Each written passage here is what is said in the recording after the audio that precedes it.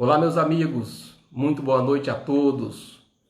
É com muita alegria e satisfação que iniciamos o segundo dia das nossas atividades aqui no nosso Evangelho, através da Sociedade de Estudos Espíritas Casa de Francisco. Ontem foi o primeiro dia, iniciou com o nosso irmão Newton Souza, e a partir de hoje teremos essa atividade neste horário, né? E honradamente nesse dia nós vamos estar juntos, para juntos fazermos esse evangelho, termos as nossas reflexões e nos irmanarmos.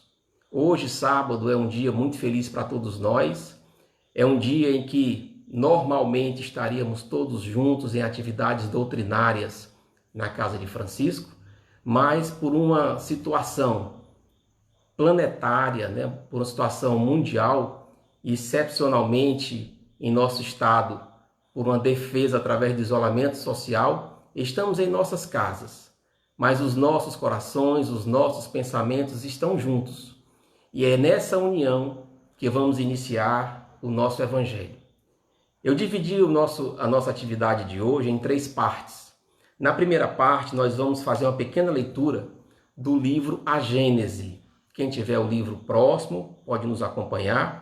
É o capítulo 14, Os Fluidos, o item 20. Esse item é muito interessante porque ele vem falar do pensamento. E aí eu vou ler para vocês esse pequeno item e vamos fazer um pequeno comentário. Diz assim: o pensamento, portanto, produz uma espécie de efeito físico que reage sobre o moral. Fato este que só o Espiritismo pode tornar compreensível. O homem o sente instintivamente, visto que procura as reuniões homogêneas e simpáticas, onde sabe que pode aurir novas forças morais, podendo-se dizer que, em tais reuniões, ele recupera as perdas fluídicas que sofre todos os dias pela irradiação do pensamento, como recupera, por meio dos alimentos, as perdas do corpo material.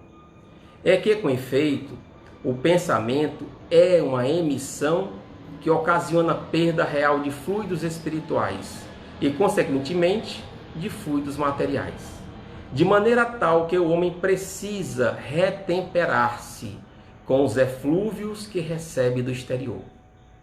Quando se diz que um médico opera a cura de um doente por meio de boas palavras, enuncia-se uma verdade absoluta, pois que um pensamento bondoso traz consigo fluidos reparadores que atuam sobre o físico tanto quanto sobre o moral. Tudo começa no pensamento. Eu iniciei esse nosso momento pelos fluidos, notadamente pelo pensamento, porque neste momento crucial de isolamento social, em que muitos pensamentos sobre a Terra envolve muitas vezes uma nuvem de pessimismo, uma apatia, é nele que devemos manter a nossa saúde psíquica. Pensar bem, pensar positivo. Hoje, mais do que nunca, a importância do exercício da boa palavra. Que sejamos propagadores da boa palavra. A palavra de otimismo, a palavra de fé, a prece. Se nós pudermos contagiar aquele que está apático, aquele que está nesse momento tristonho, aquele cuja moral espiritual está baixa, isso vai trazer para ele uma cura, assim como foi dito aqui. Quando se diz que o médico opera a cura de um doente por meio de boas palavras, nós também podemos levar essa boa palavra e operar a cura em muitos dos nossos irmãos. Então, muitas vezes, nesse isolamento social, nós podemos usar o que nós temos à nossa disposição, que é a internet, o telefone, e levar essa boa palavra àquele que nós ajustamos como necessitados. Falado isso, eu passo agora para o Livro dos Espíritos, a parte 3ª, no capítulo 6, dando continuidade ao estudo que o nosso irmão Newton Souza iniciou ontem, né? O capítulo 6 do Livro dos Espíritos, ele fala da lei de destruição. O Newton iniciou com a questão 737, 738, e eu vou ler e comentar um pouco as questões 739 e 740. Esse livro basilar da doutrina espírita, com mais de 160 anos de publicação, quando a gente abre neste momento e vê o quão ele é atual para o momento de nossas vidas. Vamos então à questão. Tem os flagelos destruidores utilidade? Do ponto de vista físico, não obstante os males que o ocasionam? Pergunta Kardec aos espíritos. E os espíritos respondem: tem. Muitas vezes mudam as condições de uma região, mas o bem que eles resultam, só as gerações vindouras experimentam. A Terra já passou por muitas crises, por muitas catástrofes, muitas pandemias. Em pleno século XXI, em 2020, estamos nesse momento vivendo essa pandemia. Haverá outras, só Deus sabe. Mas esse é o nosso momento de reflexão. Então, esse momento diz: as condições de uma região podem mudar. É as condições físicas, mas principalmente as condições morais dos seres humanos. Na questão 740, pergunta Kardec: não serão os flagelos igualmente provas morais para o homem, por porem-no a braços com as mais aflitivas necessidades? As mais aflitivas necessidades parece algo bastante forte. E o que os espíritos respondem?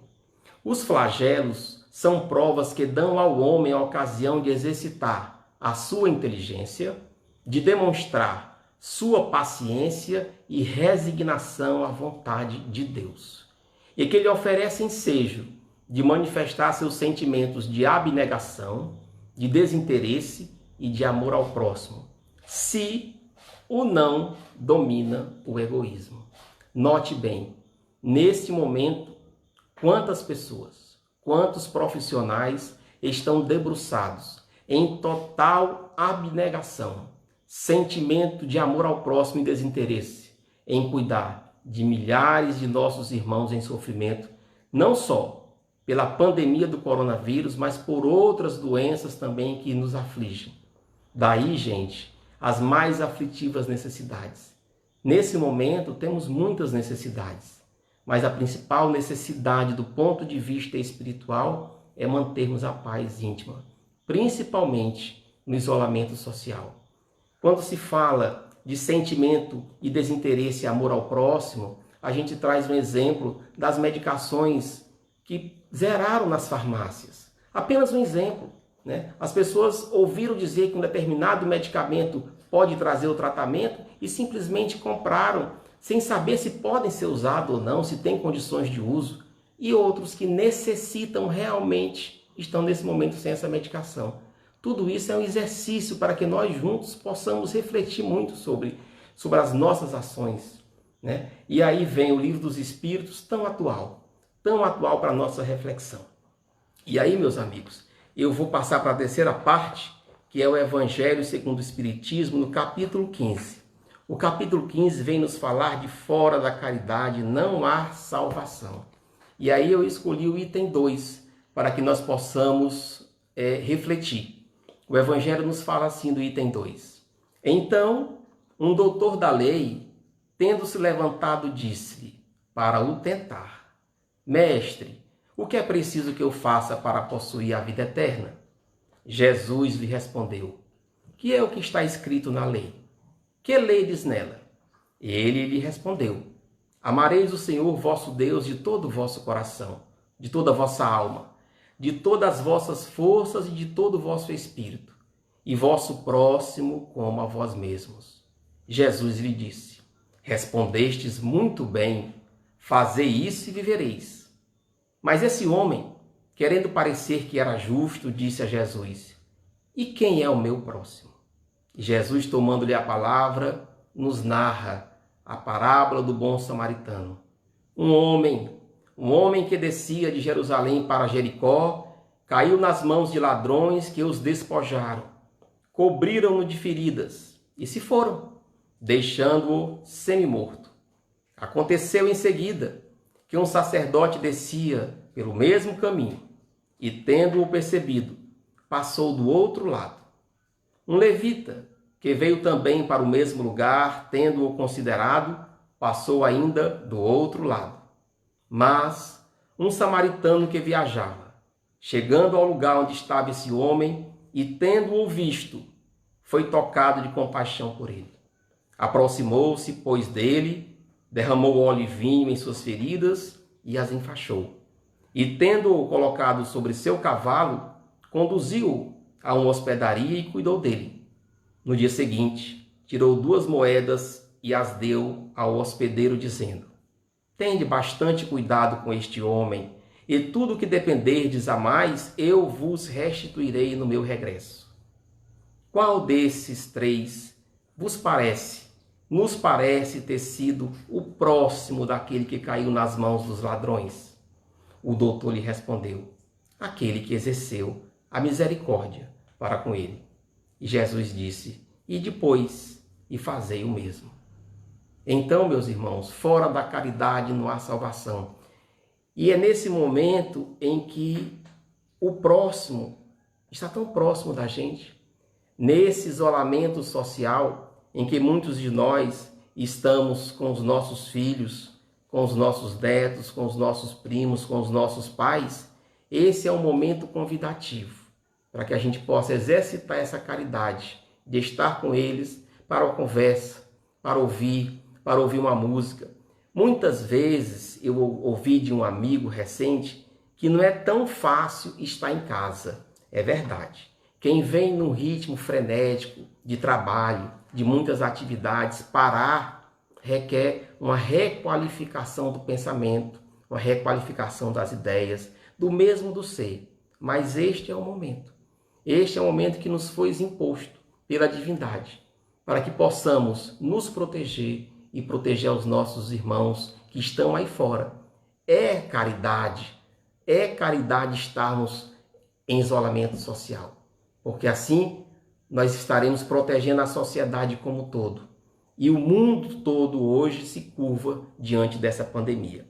Eu queria encerrar esse momento com vocês, agradecendo a possibilidade de estarmos juntos, mas deixar aqui uma frase que eu acabei de ouvir do Divaldo Franco na sua live, em que ele diz: precisamos redescobrir a solidariedade. Se nós precisamos redescobrir, significa que um dia nós tivemos solidariedade e precisamos ter novamente. Não é porque nós estamos em casa que nós não podemos ser solidários. E aí fica o convite ao término desse evangelho. Será que você não lembra de alguém que você poderia pegar o telefone, fazer uma ligação, dar uma boa noite e dizer: meu irmão, minha irmã, meu querido amigo, como você está? Nós estamos juntos, vamos caminhar. E como diz o nosso querido Chico Xavier, tudo passa e isso também vai passar. Neste momento, nós rogamos a Jesus que nos abençoe, guarde as nossas famílias, nos dê paz e serenidade, sabedoria e inteligência para enfrentarmos este momento desafiador da nossa existência. Muito obrigado a todos. Fiquem em paz.